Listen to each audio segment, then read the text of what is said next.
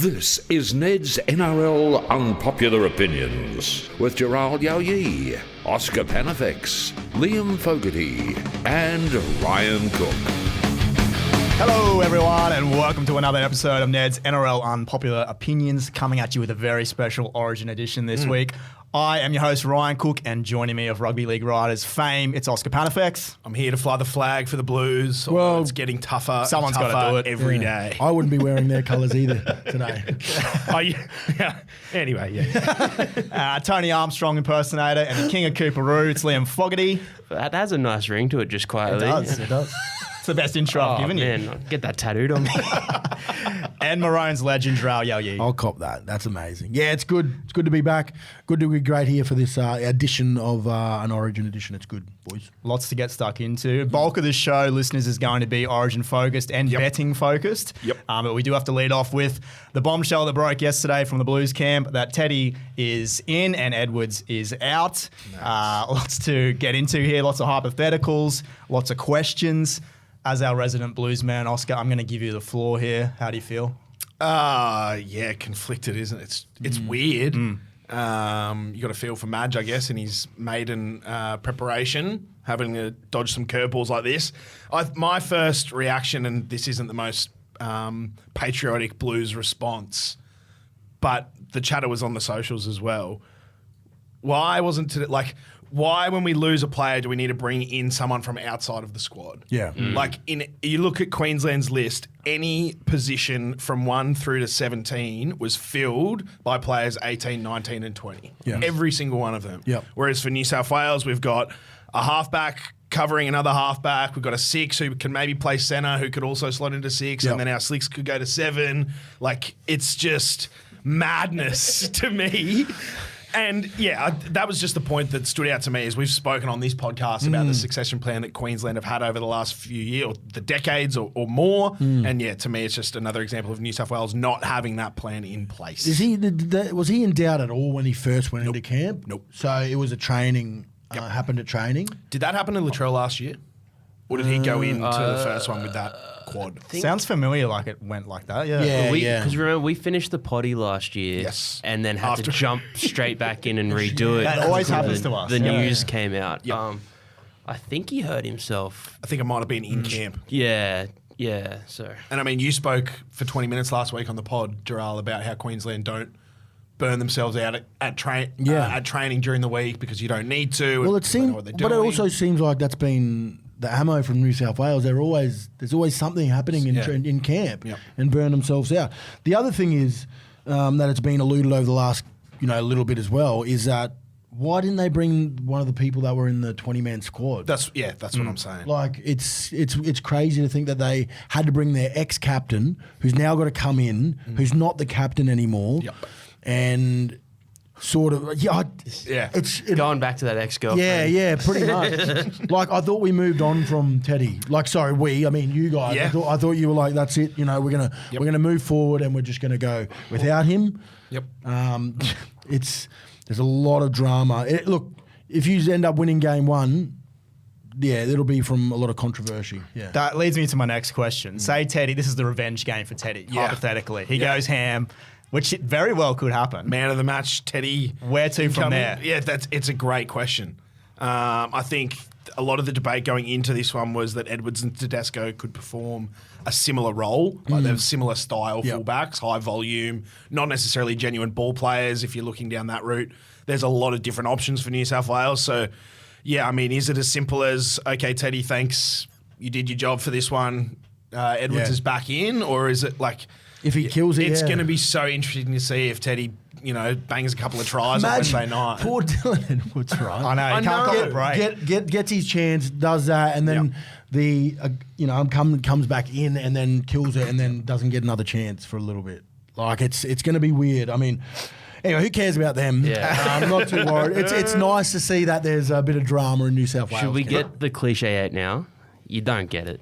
You don't. You don't get it. There's been so many opportunities to say that we don't get it leading into this one. Yeah. And there'll be a few more over the next 2 days as well. I'm sure. getting it out there now. He's You getting don't in get early. it. Just before we do move on though, Gerald, as an ex-player, say put yourself in Teddy's shoes. You get the call up, 3 days before. what's the mental process to go straight into an Origin? Or is there any adjustment at all? No, I think he's. Well, I don't know. If you're a Queenslander, it's probably a bit different because you don't have this. What's going on. I mean, probably we look back and we look at if there's a situation we can talk about. Billy Slater with when he didn't get picked. Remember, he had to make that call. Kevy had to make that call and say that you're not playing. You're not playing game one because he was coming back from injury. Yes. So I think a bit different, but around the same realms. But it'll be weird. It'll be very weird. We've seen some legendary Origin players parachuted in at the 11th hour in the past. Alfie's done it. Joey's done it. I mean, it could be setting something up very special for Teddy, or it could just be another chink in the armour. The narrative is fascinating. I think this puts. I don't know who this puts more pressure on, to be honest. I think if there was anyone in the comp who I'd be confident of coming in and doing a job in this situation, like Tedesco, he's got has the class been to there do it. and done it 1,000 times before. We talked about Dylan Edwards being the most consistent dude in the comp. Well, what's Tedesco if not up there as well? So it's going to be interesting to see.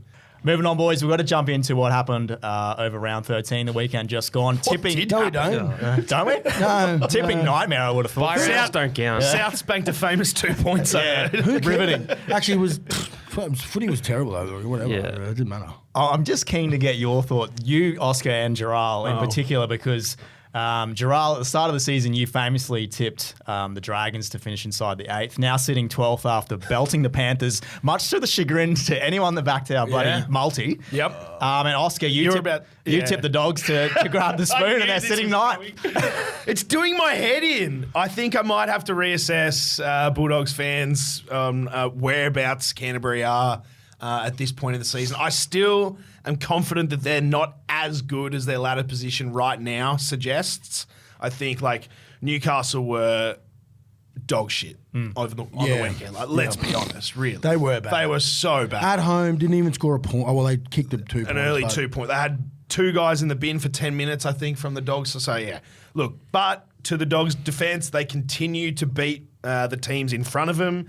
Their work off the ball, their defensive systems, how they're working from the inside to protect their edges is, we have to admit, it's better. Yeah, Serraldo called it the best win that he's had as a group. There you go. That's what he said in his presser afterwards. Just based on their effort. Well, effort because they've had 2 men down in the wet, going away to Newcastle. Yep. When Newcastle won 4 on the trot. And they were off the bye. Yeah, I mean, he said it was their best win.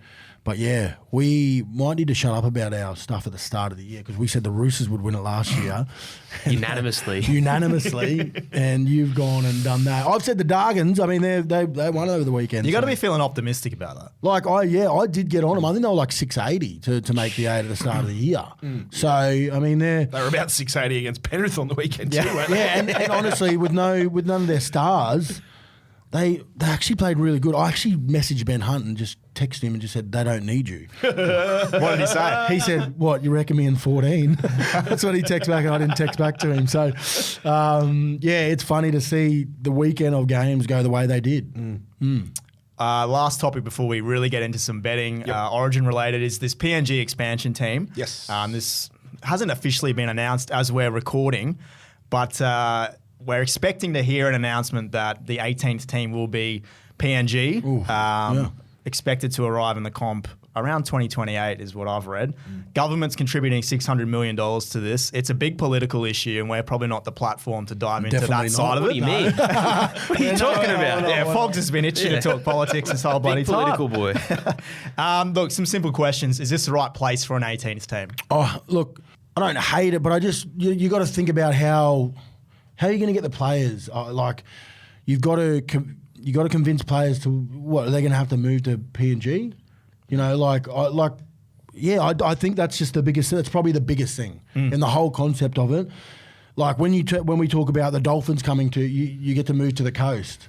A lot of rugby league players' lives are about how they live away from the game and families. So that's my thought process on it. I don't hate that they're going to have a team there. I just think, are they going to get the attraction to have players to play there? That's my thought process. Is it a lot of developing their own and bringing up PNG boys? Probably. It's the only country in the world where rugby league is the national sport. Sports, yeah. That's a good point. I think having that development pathway and actually working on that talent might do them a world of good. Well, we've seen it with the Warriors. Like I will say this, we've seen it with the Warriors for years. They'd never really got any non-New Zealand players there, and not saying that they just didn't succeed. You know, they weren't succeeding. So until they got some, they started. You know, so they got some players from the NRL to go over there. They started to play a little bit better. So I think it'll be something that will grow slowly, but it won't happen straight away if it does start there. Yeah, I think it's interesting that you raised the point about the Warriors. They have just announced selling out every single home game for the 2024 NRL regular season. The Up the Wires movement has been, you know, that bandwagon is still going down. It's got to be the best home field advantage in the league, I reckon. Yeah, like we've spoken about the possibility of a second New Zealand team. I'm not saying this is the answer. I'm saying if there was ever going to be a time to introduce a second New Zealand team into the NRL, would it not be right now? Yeah. See, I disagree. No, I could be wrong. That's just my take. I think the Warriors have built up all that momentum and gained all that following, and then to try and split their fan base in half, it'd be suicide, I think. Yeah, I think the counter argument to that would be the argument that the Dolphins took, which is that competition breeds success. Yeah. We worried about Brisbane losing members to the Dolphins, and instead Brisbane, I think, Gained. We've got the most ever members in their history. Plus, Redcliffe did a good job there as well. So yeah, I don't know. It's an interesting point. Papua New Guinea love their rugby league, and they're doing a lot of work in the background to improve those pathways. Tony Archer's over there with the Digicon Exxon Mobil Cup, doing some work with the referees there. So there's work being done, but it's going to be an interesting watch. Fogs is our fan on the show. Would you prefer to see PNG team, another Queensland team? I know you've been advocating for Cooperoo or Western Australia. I think, look, Western Australia has a lot going for it because it's an extra time zone. So you could have, you know, a game later in the evening, a fourth game on a Saturday. That'd be really appealing. I think PNG from a passion perspective, it'd be huge. Like I'm really excited about that. I played a lot of footy growing up with PNG kids, and that was incredible. They were some of the best people you'll ever meet. So I really think for that region it would be cool. But I think unless it is Cooperoo, I don't think Queensland need another team. I think we're good now. I think you're for a chance. While. Yeah, I'll push for it. But you'll be the CEO. 100%. Well, I'm sure we'll talk about this once the announcement's made down the track. It's time to get into some betting though with Oscar and Fogs. The offload is up next. All the betting trends from around the comp. This is the offload. All right, Oscar.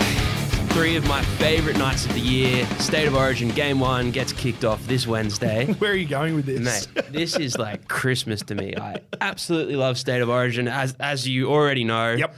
We haven't touched on the head-to-head prices yet. No, we haven't. For the first time in what feels like forever, the Maroons are the favourites. No, they're underdogs. Surely they're the underdogs. They're the moral underdogs. I think they're at $1.77 to New South Wales, $2.05. Yep. Obviously, there's been a bit of turbulence in the Blues camp. Teddy's come in. Yes. Dylan Edwards is out. Yep. Where do you see it going in your completely unbiased opinion? Yeah, look, I am from New South Wales, but I'll come at this from a footy fan rather than a Blues fan. Yeah, it's probably a reaction to the late change with Dylan Edwards coming out.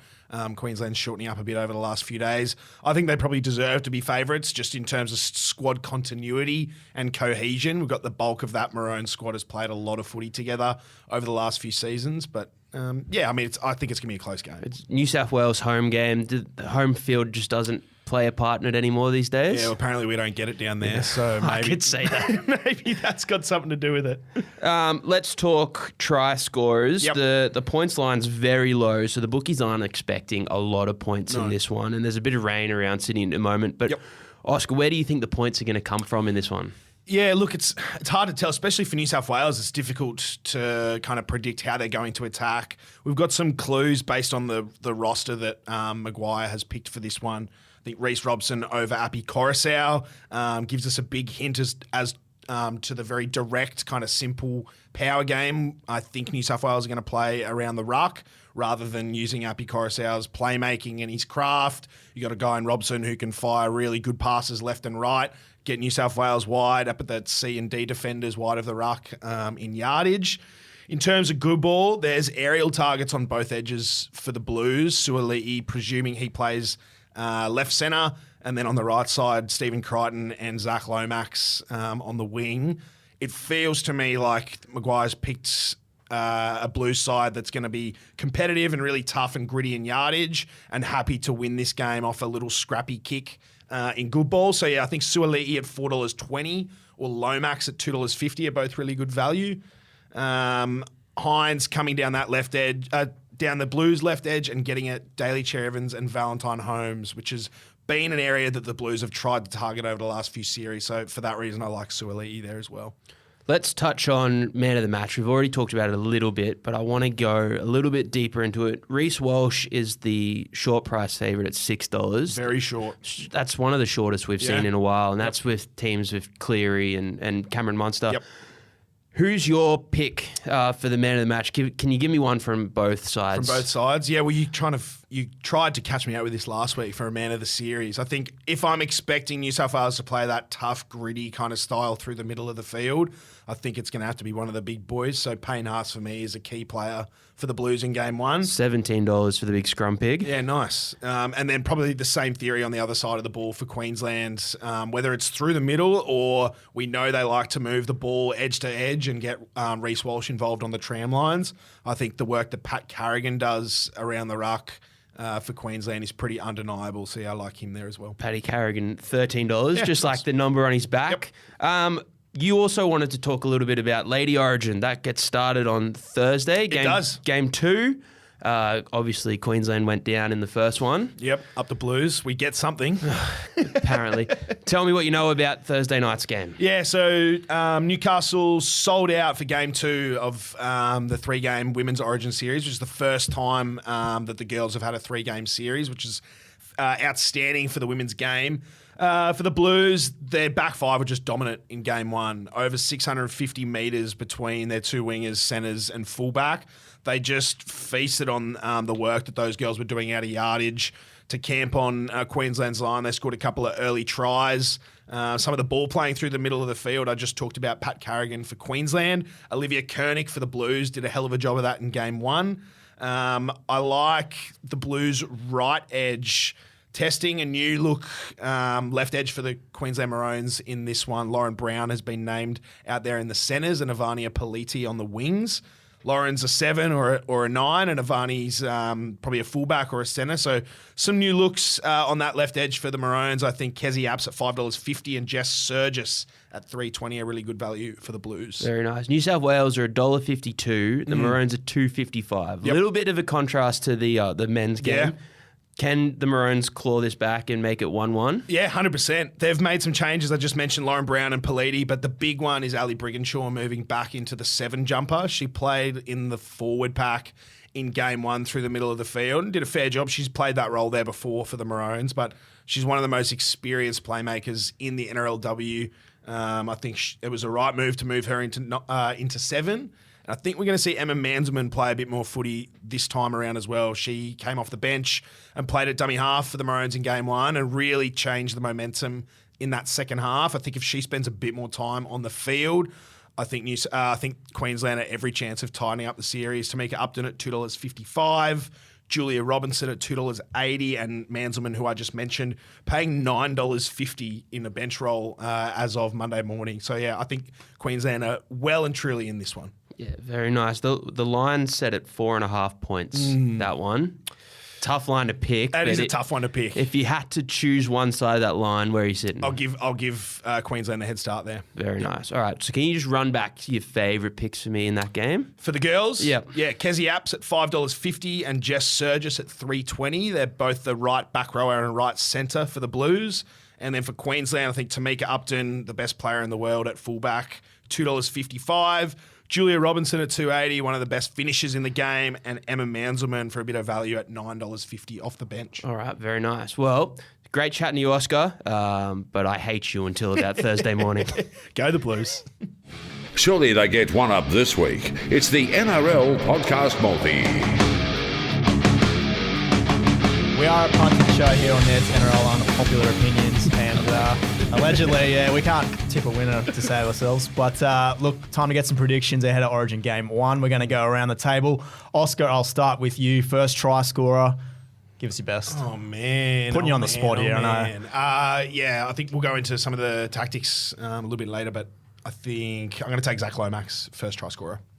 Jarrell? Yeah, I'm going to sort of stay in the same realm. I think it'll either be a crossfield kick or something similar, but it won't be to the wingers. I think Jeremiah Nanai will be targeted pretty early in the game. We've seen in the last couple of years what centres score the first try. I think.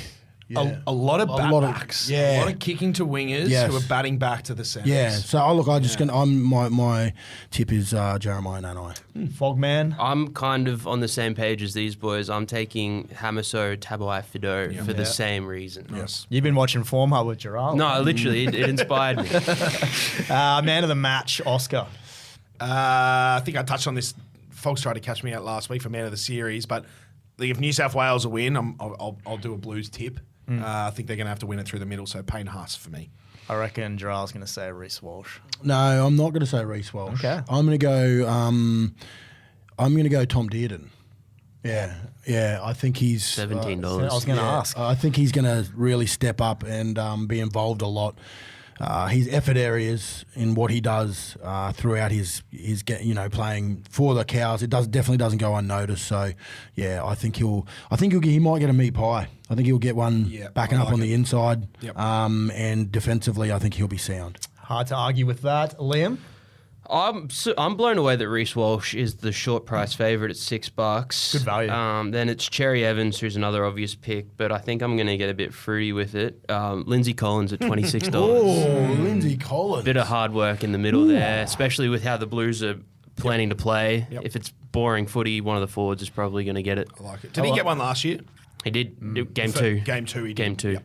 I love it when you get fruity. Score predictions? I said it was going to be tight, didn't I?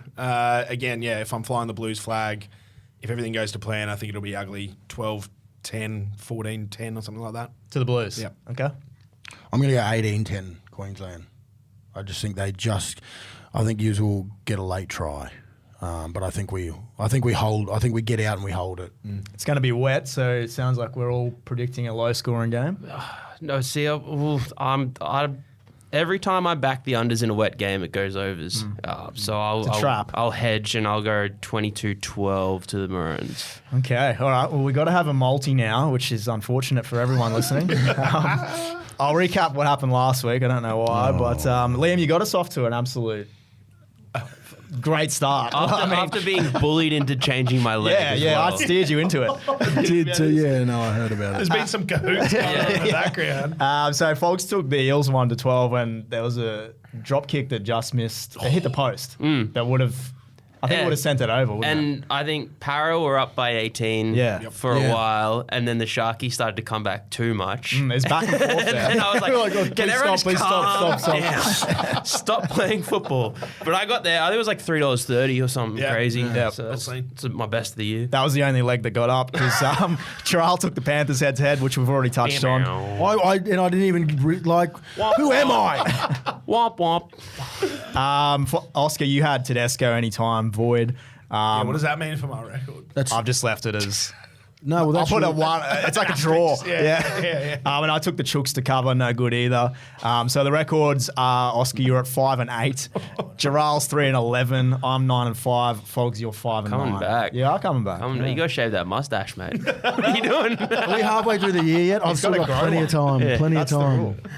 Once I get one, I'll be all right. Just got to get one. This week we are all in on Origin Game 1, and this is a massive multi, which is worrying because we can't get one up. Fogs, you're first. I'm taking the Hammer, anytime try scorer. I think he's scored far too many this level, and I think he goes again. Oscar? Either team by 12.5 or less. You boys have all picked up some tasty try scorers, so I'll back a tight game. Speaking of tasty try scorers, Jarrell has gone the tastiest of them all. I've gone Selwyn Cobbo. I know this is going to seem crazy, but I've got a theory behind it. I actually think he's going to play back row. I think he'll play a bit of back row throughout the game, and don't know how long, but he'll only need one chance in that position, I think, because he'll be running at a half. Yeah, I'm going Selwyn Cobbo. He's going to hurt someone really badly. Yep.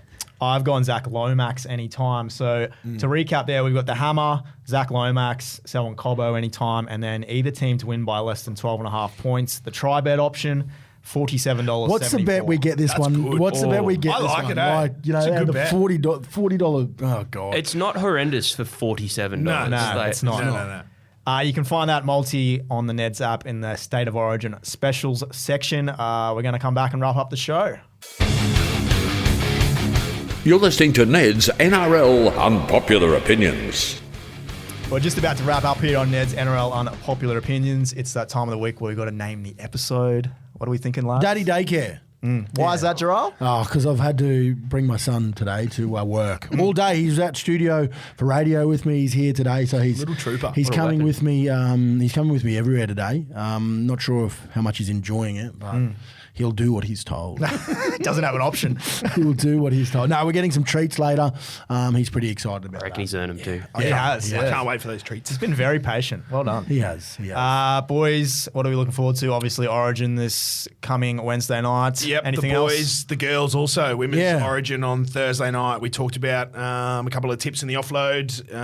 Really looking forward to seeing a packed house. Yeah. Fully sold Yep. out at Newcastle.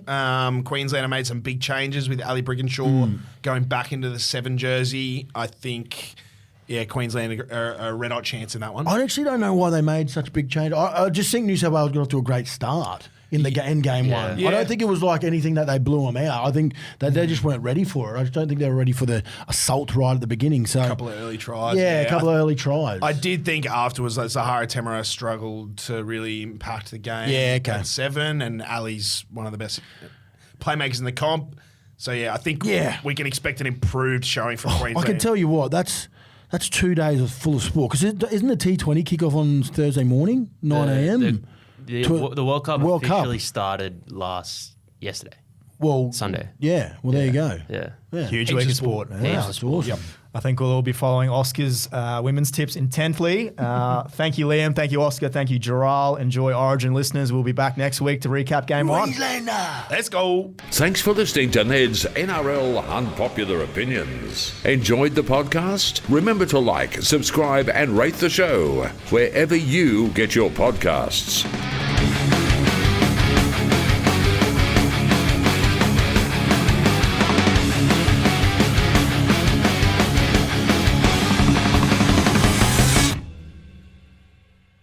What's gambling really costing you? For free and confidential support, visit gamblinghelponline.org.au.